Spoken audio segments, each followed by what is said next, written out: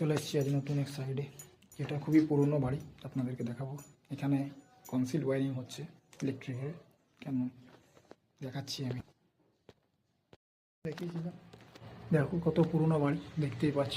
এই ধরনের বাড়ি আজকাল দেখা যায় না। তো এখানে লাইন লিঙ্ক আপ করার খুব একটা জায়গা নেই, তাই ফ্লোরের মাধ্যমে লাইন লিঙ্ক আপ করতে হচ্ছে আমাকে। এই দেখুন, এখান থেকে মেনটা আসছে, এখান দিয়ে এদিকে একটা, এইদিকে দেখুন খুবই অন্ধকার বাড়ি, লাইট লাগিয়ে কাজ করতে হচ্ছে।